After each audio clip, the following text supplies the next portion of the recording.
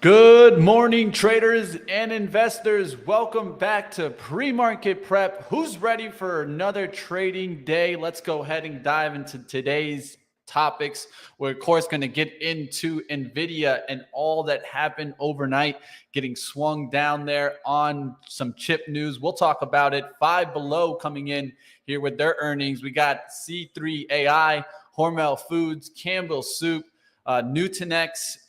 We also got, of course, we'll talk about Ollie bargain outlet. We also are seeing now another closed down lockup in China. We'll get a mention on that lockdown and we'll take a look. I have a little bit of extra. I wanted to hear what the guys thought about Cramer's call on CVS, and we'll dive into it. Of course, we got our guest today, Mark Chaikin, founder of Chaikin Analytics. Let's dive in. Pre-market prep.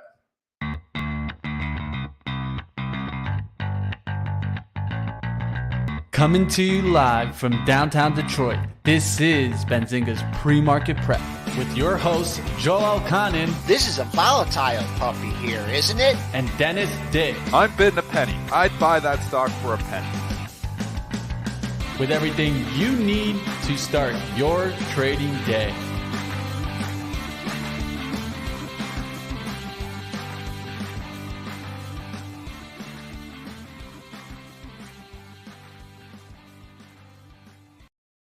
All right, let's start this off. Let's bring on Joel Elkanin, and Dennis should be joining us in a second. And there he is. What's up?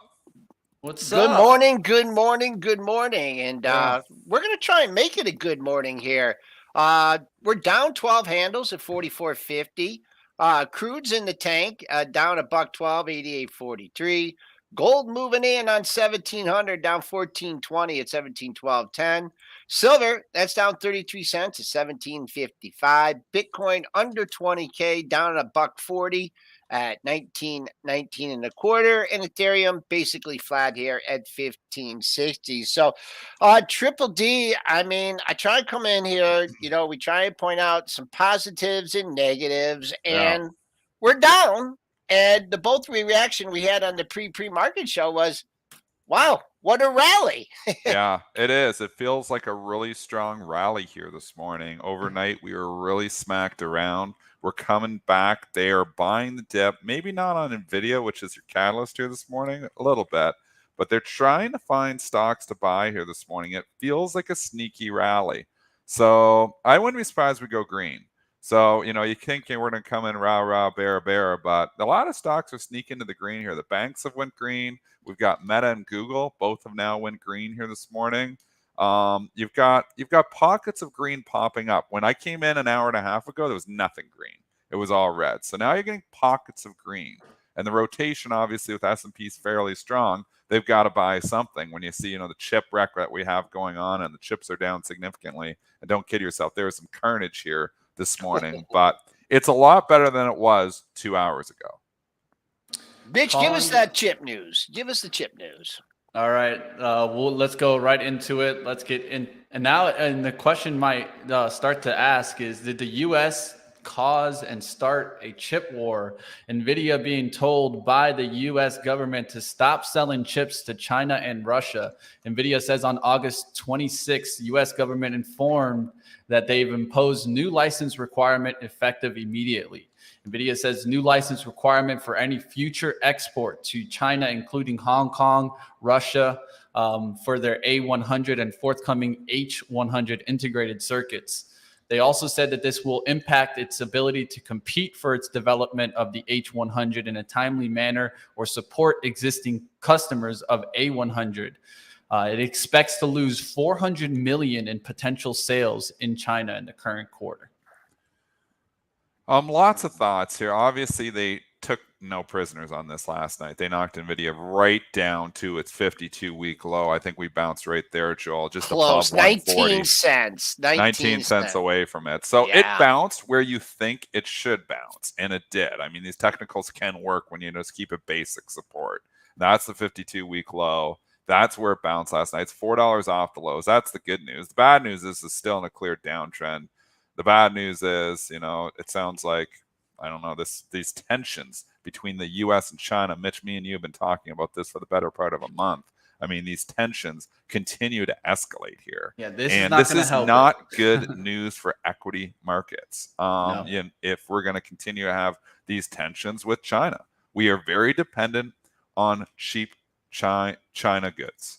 And, even to see the point last night, markets started tanking. Nvidia had the news, markets started tanking. The market really got hit hard when that ship got temporarily stuck in the Suez Canal. You saw the S&P futures when that news broke. The S&P futures dipped again. Then they got the ship, it was like 20 minutes. It was only stuck and they got it unstuck. But you can see how, oh my goodness, the supply chain. You can see how much the market is nervous about the supply chain.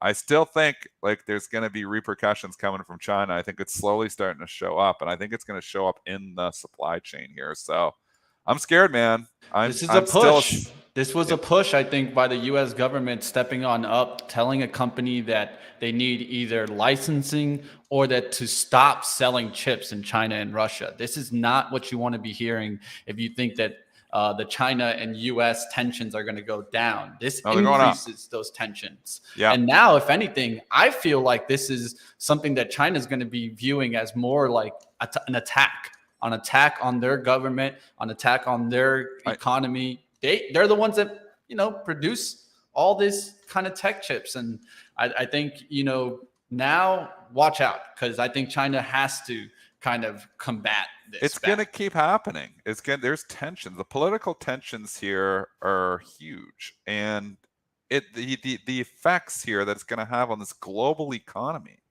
are significant. So I mean, we're just so spoiled for so many years, so spoiled. Cheap goods. We can get what we want when we want it. I mean, we're getting a taste for what it's like to not be able to get what you want when you want it. But I think it gets a hell of a lot worse, especially if these tensions between China and the U.S. continue to escalate. So that's why it's hard for me to just build this bull thesis and go rah in. I buy in a few stocks in the dips. I'm playing a little bit. And obviously trading. The trading's been very good. You'll see my numbers. I'll post them later today. It was an excellent trading month. But it's hard to just get rah bullish. And I think, people are like, what can I buy? What can I buy? What can I buy?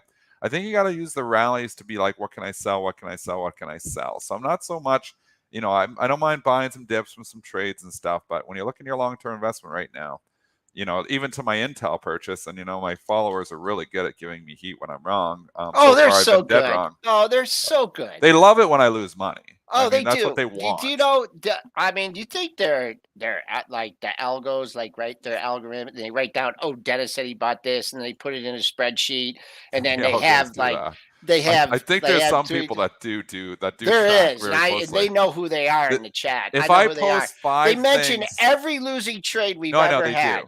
Because if I posted 5 trades, Joel, if I posted 5 trades and I won on 4 of them, they would be silent on the 4, and they will point out the one that you're losing on. 100% of the time.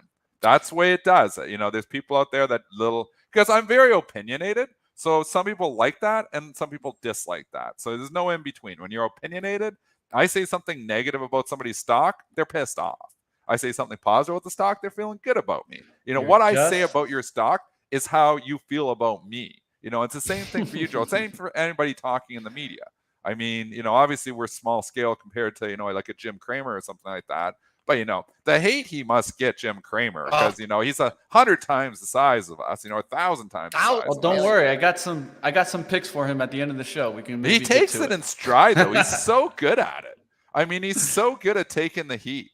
Like, I'm impressed by how much heat he can take. Like, and Joel, you do too. Like, we try to ignore most of it. So sometimes something rubs you wrong. But I mean, he's good at taking it. It sounds like DDD is whining now. People like to just. I'm gonna be looking for a bounce back rally here. I feel like the market has sold off fast enough. At least my levels are starting to call for a bounce. So I'll go on the bold and also here on a real kind of bearish tape in the pre-market coming into this, and now starting to see the bounce. I'm with some bounce today. So I'm going to be looking for stocks that have been beaten down the hardest in the last week to get some bounce back. So, all right, let's keep going. Well, we got a couple of minutes here. We can go into an earnings stock. Let's go into Five Below. Let's take a look here. EPS at 74 cents, missing the 79-cent estimate. Sales at 668.9 million, missing the 682.74 million estimate. They did bring down their guidance. Q3 EPS now 8 cents on the low end, 19 cents on the high end versus the 29-cent estimate. Also brought down their estimated sales from 600 million on the low end to 619 million on the high end versus a 636.46 million estimate. So definitely lowering guidance here, and Five Below. none of that sounds good. Yet the stock trades up $4. This is a funny market. And I mean, it was not even like it was selling off that much into it. So I don't know. What would it do after hours here, Joel? It spiked down to one. The dump, the algos, news algo always loses, it seems like. So they follow the initial numbers and they punish that thing. I don't know how that person's still in business is running that thing, but I guess it's multiple people. But wow, I don't get it. I don't get why it's trading up on it, but this market doesn't make sense sometimes. Wow, 120. They washed it out to 120, then they brought it back all the way. Yeah. All the way back, because they looked at the numbers, but we talked about this on at the close show. I mean, that 135 just kind of sticking out to you. That was the high from last week before it got hit. So I think that's the big area, also into a gap area. I'd be cautious on this one. Make sure you get back out to that pre-market high. And the reason I'd be cautious on this one is, who kind of had some funky action earlier in the week? Look at Best Buy. Oh boy, that was such a gift. Such a gift. So I don't know how they're treating these retailers. I don't know about this Five Below. I'd be, if I was long this thing, I'd be praying for 135. And if it doesn't take that out, I think you got some room on the downside. It's a tough market. This is a bear market. This is what a bear market is, where you got a good report, company rallies for a day or so, and then they just pull the rug out from under it anyways. I mean, this is what bear markets are all about. So the easier side is the short side. I know everybody hates the shorts, and there's a portion of Twitter, and portion of Wall Street bets, and that believes shorting is just evil, and we have to punish the shorts.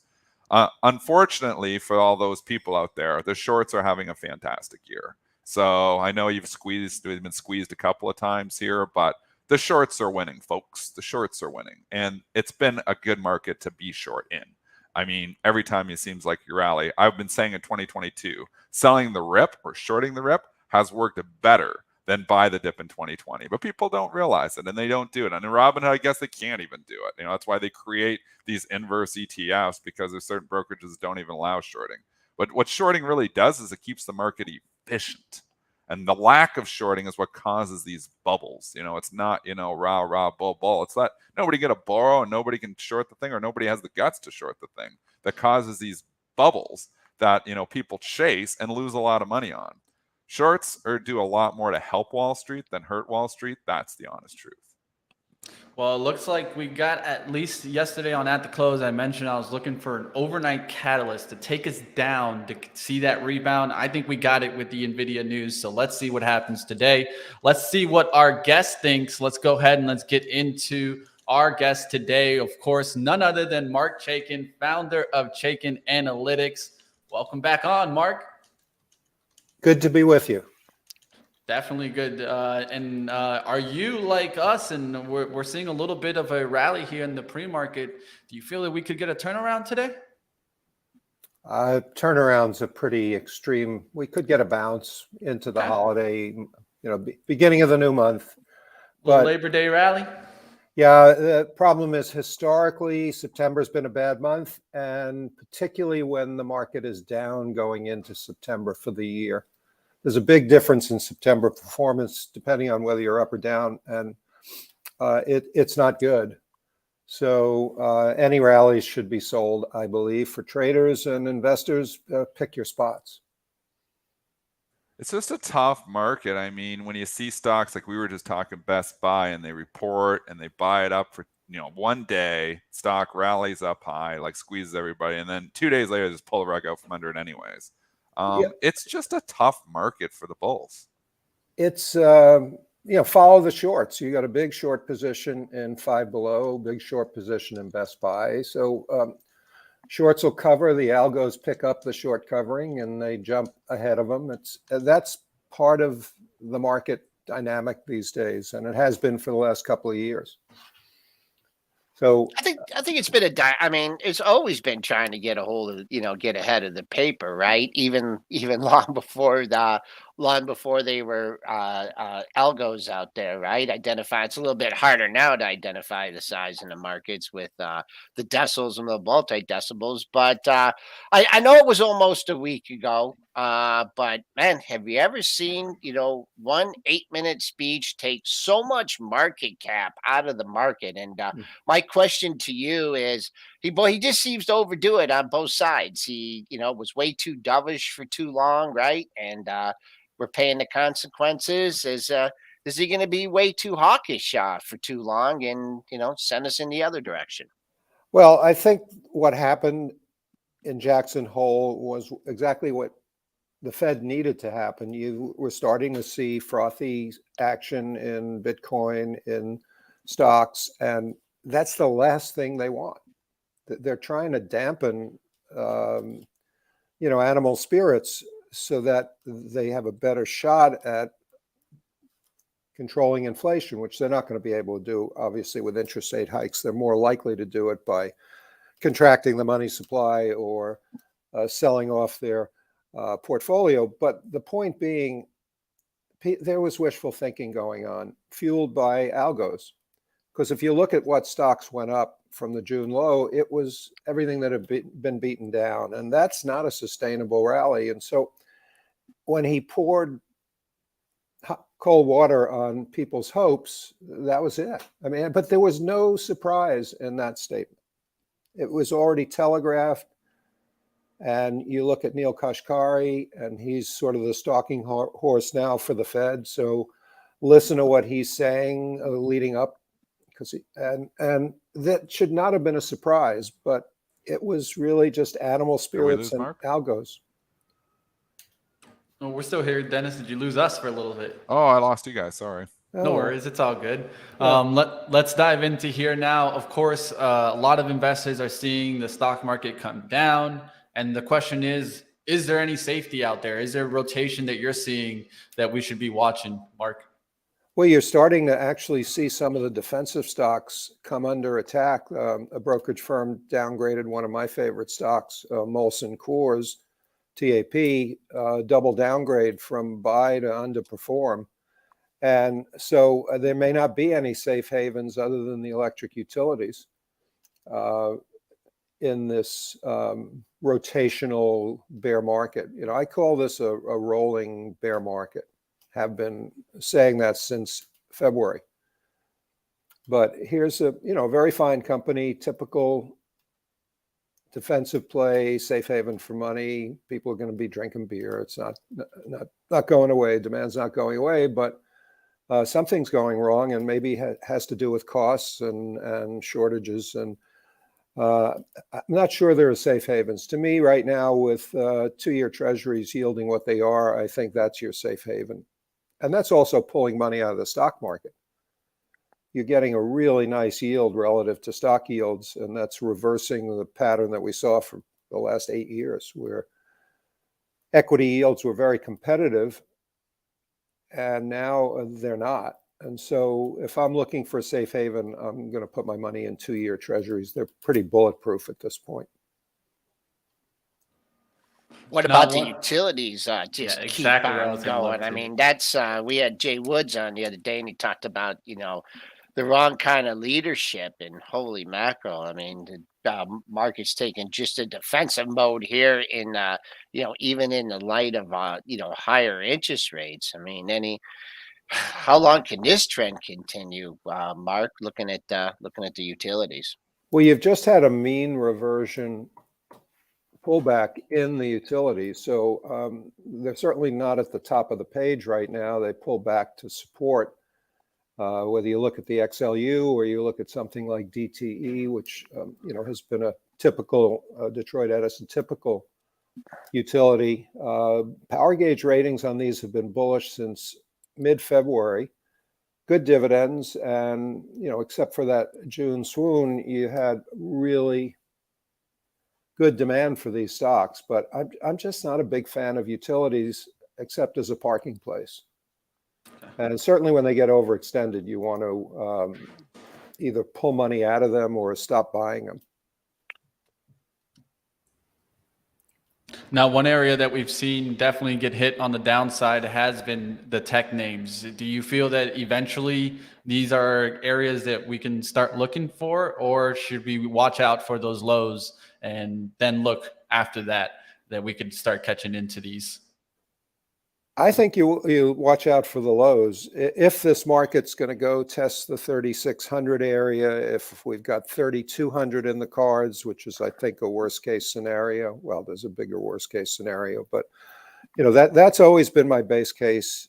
$200 in earnings, roughly 210 for the S&P, which assumes a very mild business correction, and a 15 multiple or 14.6 average multiple. And you get 3,200 roughly. And those are the calculations that Goldman Sachs is using. And they've been pretty good in terms of shaping the possibilities. So whether it's a test of 3,600 or ultimately 3,200 in October, tech is going to lead you down. The Apples of the world have got to give it up. They're not going to stay at these exalted levels with the market doing what it's doing. That's going to be the sort of lead horses, if you will. So I'd lay off on tech. I don't think there's an urgency to jump in. All right. Now, of course, we have been seeing kind of the natural gas and oil markets kind of making its way back. How do you feel about these? Do you like oil? Do you like natural gas? I like buying the dip. The bearish case in oil is that you're getting a worldwide recession and demand's going to dry up. China's, in lockdown mode occasionally because of zero COVID policies. And I'm a big believer that oil is in a long-term bull market and you've got to buy the dips. So I still love EQT, Southwest, SWN in the natural gas space. And look at Oxy. 3 of these stocks made new all-time highs this week. Oxy, to me, is weathering all the, take profits, it's overextended. Buffett's not going to buy 100% of the company. In my gut, I think Buffett is going to buy 100% of the company. I think so too. I mean, we've said this before. So you get that pullback. You know how we had the Fed put all the time on Oxy? I feel like you got the Buffett put here. Oh, that's brilliant. That's absolutely brilliant, Dennis. That's exactly the way I'm a buyer. If I was buying oil stocks, it'd be Oxy. That's the one. Because you know what's going to happen. He got to go to 50 now. He's at 20, and he upped it to go to 50. That's when we had the big pop, but he hasn't bought any of it yet, so he's been waiting for a pullback. We just had a pullback, so you're going to see a filing here one of these nights that's going to pop up. Buffett bought more, and then it's going to Buffett bought more. I mean, this market is very short-sighted and misses the easy money. I mean, you think on a pullback here, I think it gets down in the mid 60s. Buffett's probably buying more stock. Well, it shouldn't get much below 66, where you had that double top and the breakout. Buffett could be used in Chaikin Analytics, so we got to watch. He could be. Chaikin Money Flow. Is he a customer? Never. Sneaky customer, you can't tell us. Well, what we did do, when I first created Chaikin Money Flow on our first, the BOMAR system, in the late 80s, we saw this huge accumulation in Chaikin Money Flow in Coca-Cola. And it was because of a 1-year accumulation by Buffett where he, gained, I don't know what it was, 20% of the company. So you can see the tracks of the big money. I call them stealth buyers in stocks like Oxy, Coca-Cola back in the 80s, Burlington Northern when he was buying it, accumulating it. So I'm a big fan of the energy stocks. And what's interesting is Wall Street is doing what they always do. They're cutting back their price targets, but maintaining their ratings. So there were 2 firms that cut back their price targets on Oxy from 79 to 75. This is sort of the little game that Wall Street plays. And I think Benzinga does a good job of detailing these changes and so forth for people who want to find them intraday, but it's just noise. It's noise when you have a big buyer in there. Yeah, it's same with like the options markets. You never know what's going on. Like opening trade or closing trade, you don't know. Right. You don't know what they're doing with this. If someone buys a bunch of puts, maybe they just bought a boatload of stock, right? And Exactly. they're going out. They're going out for a head. So, just looking at the big boys here, the top components. I look at the Apple, Microsoft, Google, Amazon, Tesla. I mean, right there is almost 20% of the index. Is there anyone? I mean, Apple has been holding up pretty well as far as not pulling back. Of those big ones, do you have a favorite, or you just kind of feel like they're coming after the big guns and we're going to test the lows? Well, from a fundamental point of view and from the point of view of our power gauge rating, Apple is the cream of the crop, but that just had a 10% pullback. So it's not like these stocks are immune. I think some of the others, like Google and Amazon, are not places I'd put my money right now. Amazon has had a bearish rating in our model. It still does. And when you look at the difference between an Apple, which got up near its 52-week high, and Very close. Yep. and Amazon, which had a 52-week high above 180 and couldn't get above 140, that tells you the whole story. It's a stock to avoid, in my view. And Alphabet couldn't even get above our long-term trend line. It's a neutral rating, but our long-term it's sort of a triple smooth 200-day average, exponential average.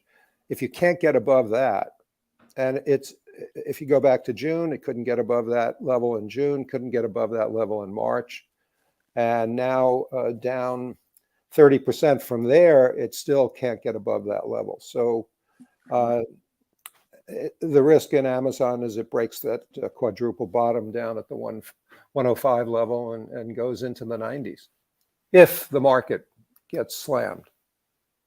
We'll see if the market gets slammed. Like always, I appreciate you coming on today. Mark Chaikin, founder of Chaikin Analytics, and I'll throw it to the chat. Definitely check out Chaikin Analytics if you haven't done so before. Appreciate you coming on, Mark.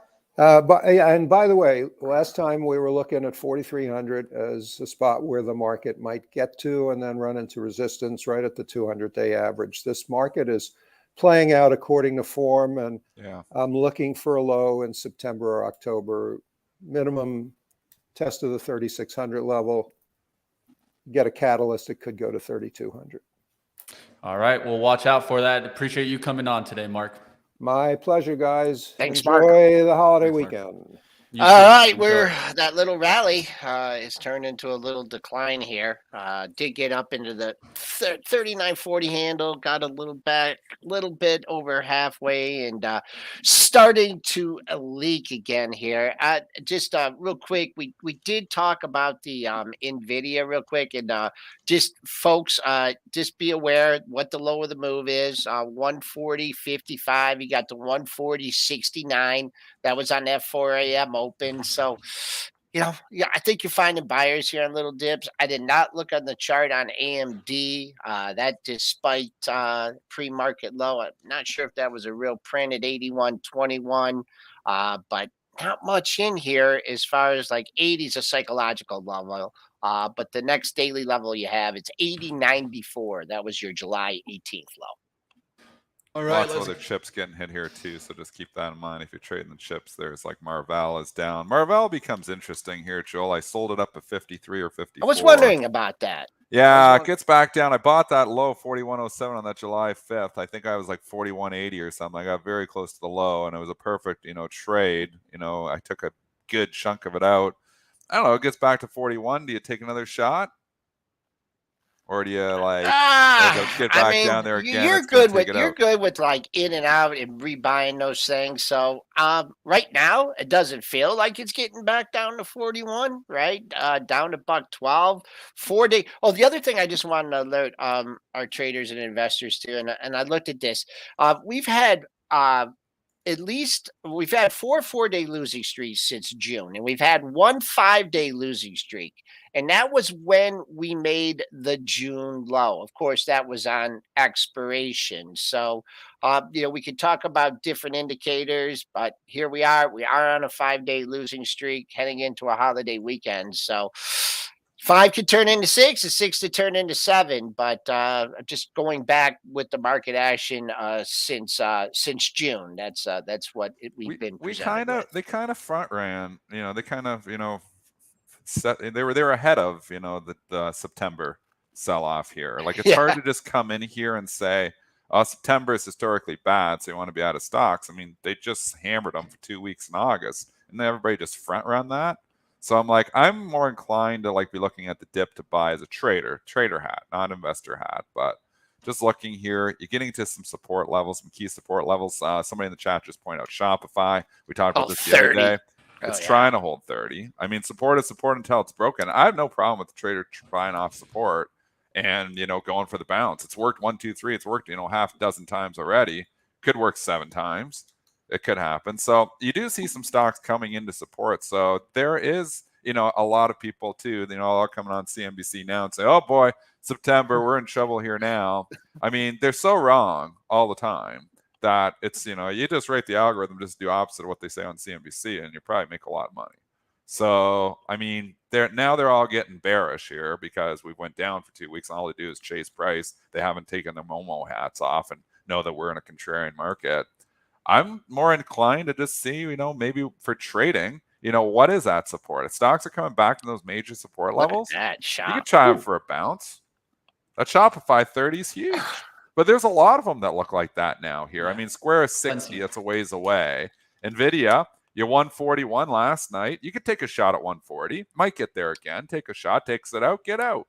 So there's no problems taking shots. Will Kathy hold? Yeah, I was just going to mention that. Important level there. She's got it's fine. That's a Kathy formation right there, and it's coming in right under the 42. So let's keep an eye on that one. Yes, it made a higher low yesterday. That's interesting. 41.18 versus 41.49. I'm not sure that's going to be the case today. And if you don't think daily levels work, look where Kathy got to around 6 a.m. Low of the move, 41.18, got to 41.15 this morning. So that's good enough to make that a 3-star. After that, I mean, you got to give yourself at least a under 40 there. That's where you have a pair of lows.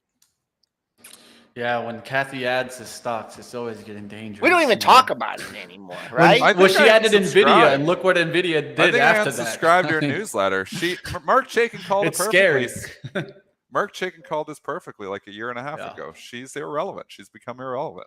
Yep. So that's the worst thing. It's one thing when you're just, but you don't even talk about her anymore. She's become irrelevant.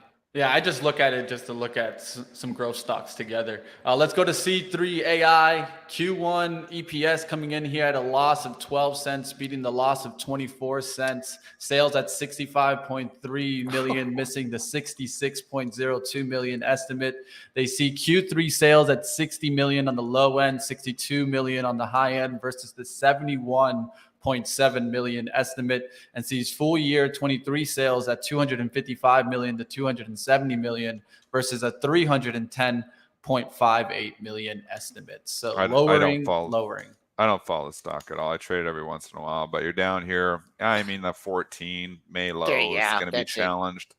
So, 15, you're kind of in the middle of nowhere. If you want to take a shot, I'd take it at 14. If it doesn't get down there, well, then I'll pass and move on to something else. Yeah, 1480 pre-market low kind of feels like got a little bit of a bounce. So I'd use that as a minor support point. And then if you're looking for more upside on this, whoever scooped it up on the cheap, or whoever's just puking their guts out, a stack of offers here at 1565. So early projected range, 1480 to 1565. You know what is relevant today? Spinner pointing it out, and I've been looking at it all morning too. We haven't talked about it yet. TLT's getting rocked. Yeah, I saw it. So, yeah, we're right down near the June lows here. And it used to be like bonds and stocks would move opposite, but the bonds lead now, and they have been leading here for a while. TLT started rolling over in early August. If you're using that for a signal, you're making money, because about a week and a half later, equities started to roll over here too. So and Spinner's right, until the TLT starts to turn around, it's hard to really build this hardcore bullish thesis here. I mean, and it should help the banks, but again, even the banks, haven't, I've always said there's an inverse relationship, but the banks are just trading with the stocks overall, which are now correlated with the TLT. So it's funny, sometimes the TLT can actually be an indicator for opposite, in your normalized markets, but we're not right now. TLT is leading the way. Just hope we have just a disastrous jobs number tomorrow. Disastrous. Why? Why? Because that means the Fed plan is working. Yes. We need the Fed's plan to start to work. It's such a weird market. You're cheering for like job loss or that's what I'm saying over data here. that shows weakness.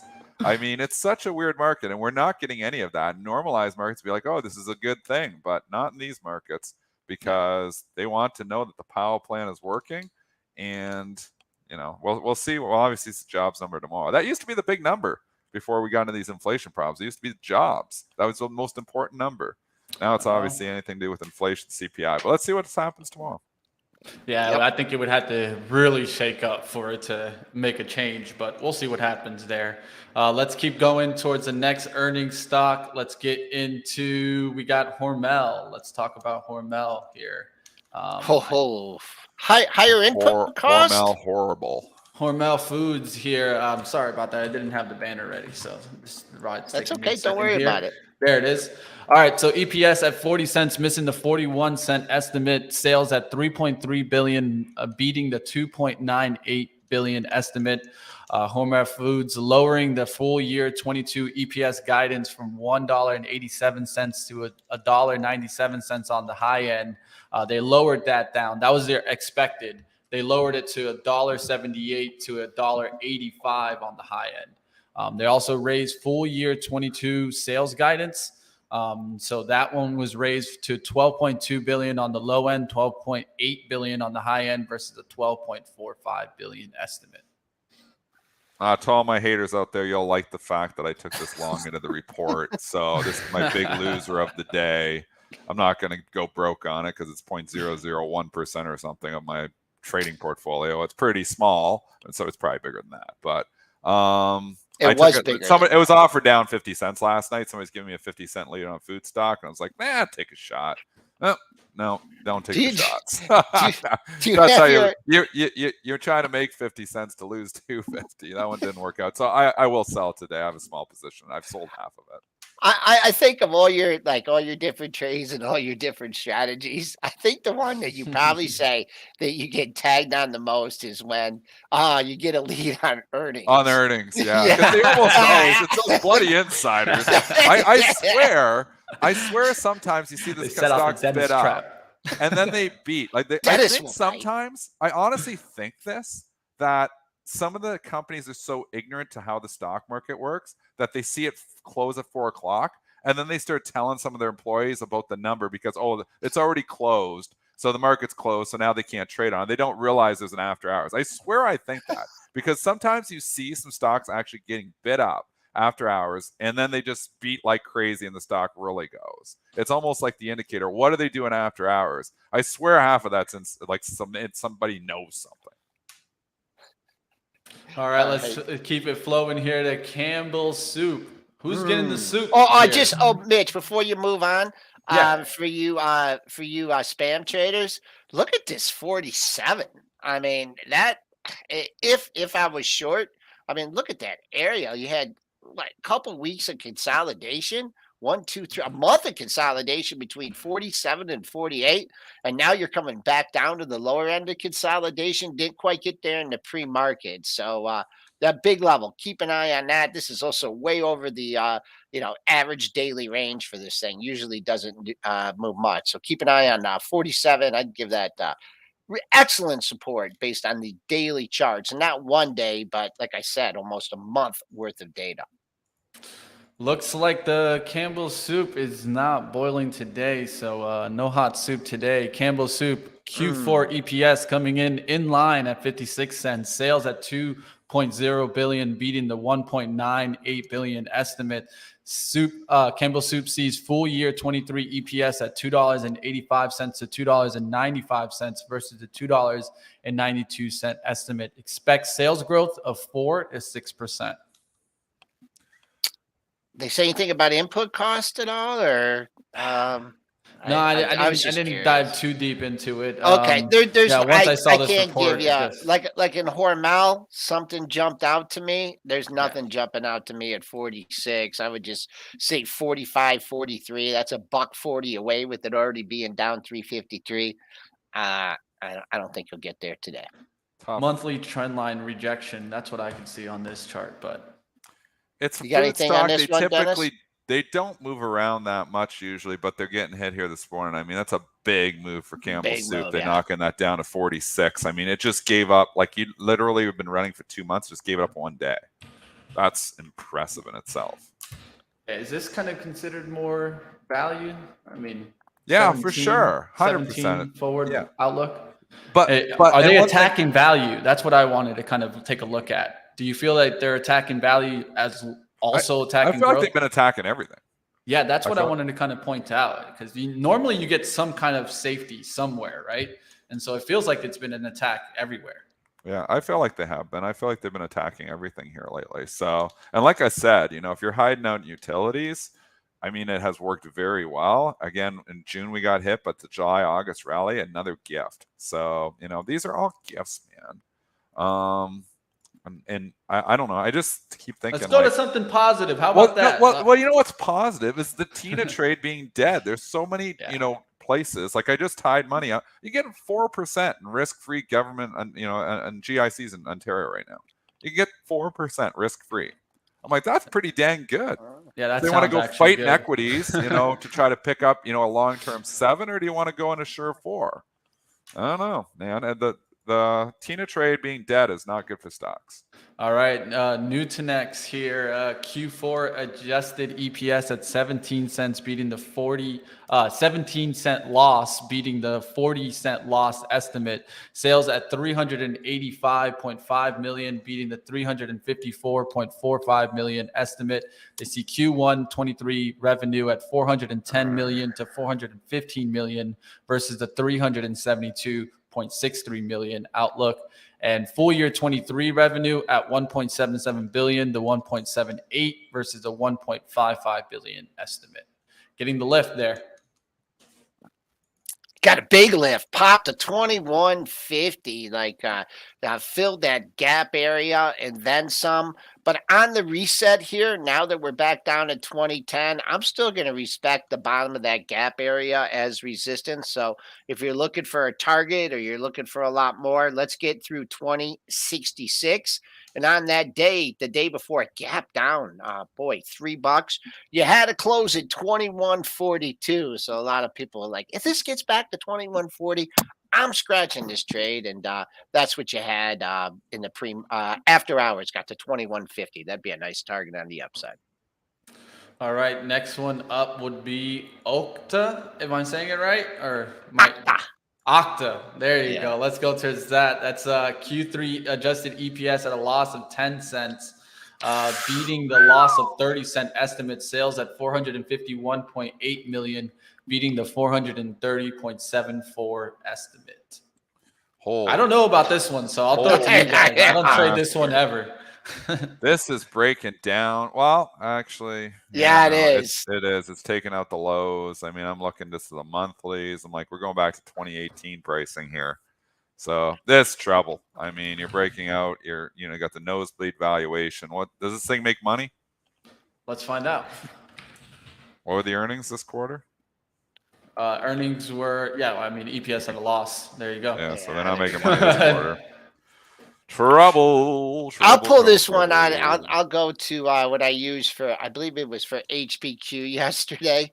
When HPQ yesterday, it took out the monthly low, right? Was right at $30, right here. Look where they rallied that thing to in the morning. I mean, they get you back to 30.22. So you're able to wiggle out there. Conversely, if I was playing this for any kind of pop, trying to buy the dip, 77 is now resistance. Before it was support, now 77 is resistance.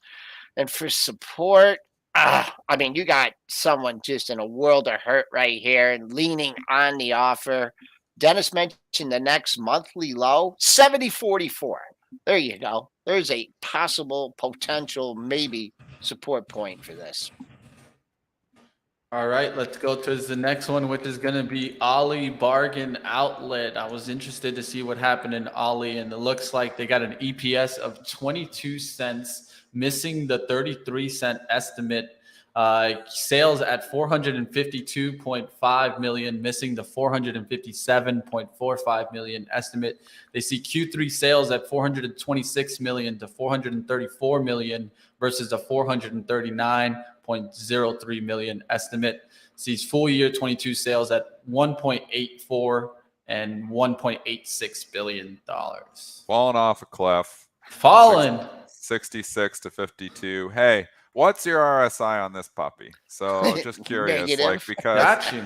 well, no, I'm curious. It's 18. Actually. It's 18. And So what happens when this 18? Give us a little RSI talk here for a second. I got you. Is it an imminent bounce or it bounces? I'm just curious. Well, this one's had extreme moments before where it's gone as low as 4 on the RSI. So I would be a little bit What careful happens with when this the one. RSI goes negative? Well, RSI can't go I'm negative. just It's bounded. It's bounded. Yeah. And I mean, at the end of the day, what I always talk about on RSI is extreme moments. That's what matters. And in the middle, you're a pig. But on extreme sides, what happens is it's just like sentiment. That's what RSI is. It's sentiment. It's a good sentiment guys. indicator. It's just a sentiment indicator, and you're not. It's not necessarily used for entry. It's to tell you about the description of the stock, also to show you extreme moments of overbought and oversold. That's what the indicator is there for, and that's what it's used for. And so in this case, I would say that you're looking at least a break of 16. You're almost to the point where it's definitely getting oversold. But you did make a run towards the 200 moving average. It's at 24.12. And so that's kind of the area that I'd be watching here. No, it's 52.51. I was wondering what happened there. I read the RSI there. So 200 moving average at 52.51. Look to see if that holds as support. I think, I'd go 50, just ballpark. I knew you were going to say that. That's what I do. I just like 50, 55. It's a Kenny Glick model, man. Like, you got 50, you got 55, I'll give you 50. You got the 50, you get the 45. I mean, you make fun of Kenny for it, but he's right. We love Kenny Glick. Get Kenny back on. I know. He's been. I'll have to dig him up. Yeah. Yeah. Get Kenny back on. We love Kenny, but you know what? He keeps it simple. It's why he makes money. The guy's consistent because he keeps it simple like that. He gets in these Momo stocks. He's like, they got the 15. Let's see if they got the 17 and a half. Just where the next option strike is. I mean, that's where your next resistance point is. Against the 5, it's going to 10. I know. He says it, but you know what? It works, man. That's simple. I was like, stock goes 53. I'm like, well, 50. I'm like, I was like 47. Well, 45. Sophisticated technical analysis. The warlock. All right. Sitting in the mid 39.30 handle, little dip bought there, just hanging out. Dennis, don't ask you about imbalances much here, but has that been moving things around at all, or 8:49 here? You seen anything out there? Opening imbalances, and I don't know. I think my internet's choppy here today. Thank you, Rogers. You're awesome. The imbalances are really doing nothing here today. There's not a lot. There's a couple buys, a couple sells, but they're really small. So I just don't see a lot of big ones here at all here today. Oh, that Rogers chart. Oh boy, 43. That better hold there for you, Rogers. See ya, Rogers. I'm telling you, man, their service is just piss poor. So don't worry, Comcast isn't any better, Dennis. There's no good internet anywhere. Since the outage, like, it has not worked nearly as well. So they had that huge outage, and there's a reason the stock keeps leaking. I think there's customers moving from Rogers big time. I've considered it myself as well. I've got my cell phones Rogers. I got my cable TVs Rogers. I got all my home internets Rogers. There's only like 3 choices in Canada. It's not like the US where all these choices. I mean, because of monopolies. You got Bell, Rogers, and TELUS. It's pretty much what you got. And even if you go to one of these other carriers, well, it's serviced by Rogers or it's serviced by one of the other ones. There's basically you can't get away from the big 3. But I'm telling you, man, Rogers, you better step it up because the service has just, not been nearly as good since this outage. Better fix your problems, or you're going to continue to see the stock make new lows. I'm afraid to switch. Like I have when it works. It works like 99.5% of the time. I know, and we complain about the 0.45. I know. It's like We're pretty mean, actually. When you get 99% on your 100%. test in school, you did good. Rogers Hell does yeah. 99%. I'm pissed 90. off. Yeah, Hell yeah. The one. I want the one. Oh, you guys were the worst in the bright office. Like everyone be trading and like, we're down. And then, because you can instantly see it in the quotes changing, and then I'd have to climb up the roof and get the snow off the dish or something like that. The thunderstorm comes in. Starlink, man. I hope they bring it. But you know what? Rogers and Bell is such a monopoly going to TELUS in Canada. They probably won't even let poor Elon Musk in. Canada will be the one like, nope, not allowed in. Canada's monopolistic. Did you see ways. Earlier in the week there was a headline on Tuesday? It wasn't such a big headline, so I didn't really bring it up. But Royal Caribbean was teaming up with Starlink. Yeah, I saw that. So I thought that was pretty interesting to see cruise lines potentially, maybe in the long run, getting some better internet out there, because we all know how the internet is on a cruise. If you've ever been on a cruise, I'm going to tell you, you can just kick it out the water because it sucks. Musk is going to be serious competition for the telecommunications. He's a disruptor here. Yeah, and if you go and you look at AT&T and Verizon, there's a reason these stocks continue to leak. Look at Verizon, Joel. Just and I'm going to pat myself on the back on this one. You can sit there for your 4% dividend, now 5%, now 6% dividend, but capital erosion happening here. AT&T, the same thing. Hated this stock for the last 3-4 years. Correctly hated. Verizon, AT&T, both dogs. I think all rallies to be sold in these things. Elon Musk coming for your pie. And the thing with the internet on the cruise is, I mean, it should be a lot better now with hardly anybody on the cruise. So, not as many with not as many. How are the cruise lines? We know what we haven't talked about at all is like the reopening trade at all. We already reopened and now we're closing down because now we're going to recession, man. I know that's what's happened here. Credit cards. We had the reopening trade. It was fun. Now we're having the closing trade because we're going into a recession. Yeah. Okay. Well, so no one's traveling anymore. Okay. I think they still are, but I don't think they're buying tickets for next year is the problem. They already spent the money to go, but now it's like, again, going through the whole thing. You raise rates, it doesn't happen. It doesn't slow the economy instantly. People don't look ahead. They don't look that far. They're like, I'm good here for a bit. And they're just, coasting. And then they start getting tighter for cash. Don't buy that chip next year. Don't buy those toys. Well, maybe sell those toys. Don't buy that new car. Oh, maybe buy the used car. Oh, don't miss the car payment. It's how it's what concerns me? That takes months and months and maybe even a year to get to the missing the car payments. Look at Six Flags. A firm's feeling it. I'll tell you, a firm's feeling it. A firm's just, we know, buy now, bankrupt later. I don't know if it's going bankrupt, but I know nobody's paying. Yeah, $23. That's from bliss to piss in a hurry there. $40. Nice run from 15 to 40. Yeah, we're back at 23. Oh my gosh, it went to 40? Yeah, and look, it's back at 23. A gift. This is a quiet little 40% fall in like 10 2-for-1 sessions. stock split? Oh man. It's impressive, Joel. It's most so mad. I can't believe I still got stopped out on the 39. That day that it went to 40, it stopped me out. I was short at 39. That's how it goes sometimes. The day after, I was one day early. Like that is one day early a lot of the times. And I'm usually 5 days early. I've started to figure out the algorithm for myself. I'm 5 days early. So like the S&P after the CPI, I'm bearish. We're 420. We went to 430, and then they pulled the rug out. So I think I'm 5 days early. Well, I wanted to bring up a Kramer call. We don't bring these often, but I thought it was an interesting one. Kramer's call on CVS Health in the lightning round last night. Talking about CVS Health, he said, I just saw that they're going to authorize those new shots, and I think the stock is a buy. Nobody's getting. Now, you know what? The shots just weren't good enough. It's everywhere. I'm not obviously, I did the booster. I've done all the shots and stuff. Both I my didn't even get parents my got boosted. COVID right now. They're both sick as Oh, hell. They both really? got the boosted. I think I've actually just said it before. I don't think that people are going to continue to get these shots every 6 months. There's going to be some people that do it, but the majority of people are just like, nah, I'm done. You know, we've had a bunch of shots. Everybody's getting COVID anyways. Seems like the people who are boosted or not boosted are both the same handling the thing. The people who are getting really sick from it are obviously people who have pre-existing conditions. But it seems like I know lots of people that aren't boosted. They get COVID and they seem to handle it just as well as the people who are boosted. So I don't know if it's helping. I've full on believing it before, and I don't even know if it's helping. But I'll just say the whole world was working on this problem. You think they could have did a better job. I honestly am disappointed that the boosters didn't work better than they did.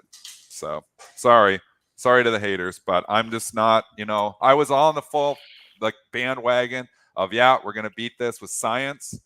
It's everywhere. My neighbors got it. The COVID is just literally everywhere. And, you know, we just got lucky that it weakened itself to the point where it's not killing as many You just people. don't know what it would have been like if there. I mean, it's impossible to make that because you don't know what it would have been like if there wouldn't have been vaccinations. You could say I it can after tell the you, fact. Joel, because I have a whole bunch of friends that got COVID and they aren't vaccinated and they aren't very sick.